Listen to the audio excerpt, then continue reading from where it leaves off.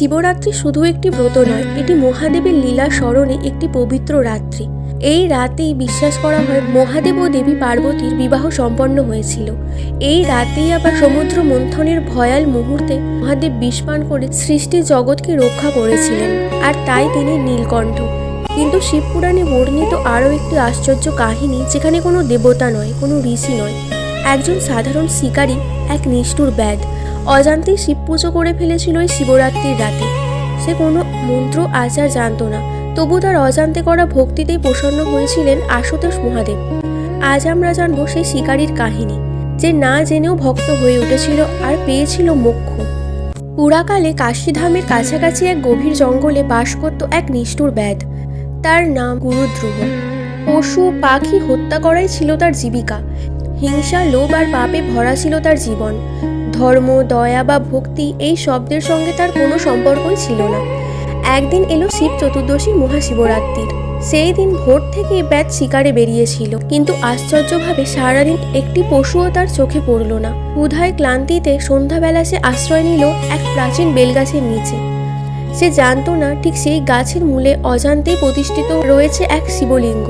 রাত ঘনিয়ে এলে শিকারের অপেক্ষায় ব্যাধ উঠে বসল বেলগাছের ডালে। রাতের প্রথম প্রহরে ধনুকের তীর জোড়ার সময় গাছ কেঁপে উঠল। কয়েকটি বেলপাতা ছিঁড়ে পড়ল নিজের শিবলিঙ্গের উপর।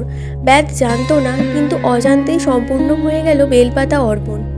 দ্বিতীয় প্রহরের সময় তৃষ্ণা এসে জল পান করতে গিয়ে তার জল ভর্তি ভাঁড় থেকে কিছু জল পড়ে গেল শিবলিঙ্গের উপর। অজান্তেই হয়ে গেল জলাভিষেক। রাতভর নড়াচড়া, আরও বেলপাতা ঝরল, আরও জল ছিটকে পড়ল। তৃতীয় প্রহরের পূজাও সম্পন্ন হলো অজান্তে, নিঃশব্দে। রাত জেগে রইল ব্যাধ। এইভাবেই সম্পন্ন হলো শিবরাত্রির জাগরণ। ভোরের আলো ফুটতেই একটি হরিণী তার শাবককে নিয়ে জল খেতে এলো। ব্যাধ ধনুক তুলল। তখন হরিণী কাঁপা গলায় বলল, আমাকে আজ হত্যা করো না, আমার বাচ্চারা অপেক্ষা করছে, আমি কথা দিচ্ছি ফিরে এসে তোমার সামনে নিজেই দাঁড়াবো। ব্যাধের কঠিন হৃদয় এই প্রথম করুণার স্পর্শে এলো। সে হরিণীকে ছেড়ে দিল। আশ্চর্য, হরিণী তার কথা রাখল, ফিরে এলো, কিন্তু এবার ব্যাধ তার তীর তুলল না।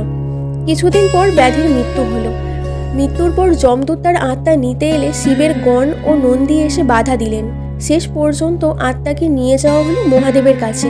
মহাদেব বললেন, এ ব্যাধ অজান্তেই আমার পূজা করেছে, বেলপাতা অর্পণ করেছে, জল দিয়েছে, সারা রাত জেগেছে, তার পাপ ক্ষমাযোগ্য, তাকে মোক্ষ দাও।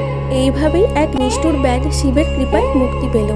মহাদেব আশুতোষ, তিনি বাহ্যিক আচার নয়, হৃদয়ের ভক্তি দেখেন। জেনে হোক বা না জেনে, শিব স্মরণ হলে তিনি তুষ্ট হন। তাই শিবরাত্রিতে বেলপাতা, জলাভিষেক, উপবাস ও রাত্রি জাগরণের মাধ্যমে ভক্তি করলে জীবনের সব পাপ ধুয়ে যায়। আপনিও যদি একজন মহাদেবের ভক্ত হন, তাহলে কমেন্টে অবশ্যই লিখুন হর হর মহাদেব।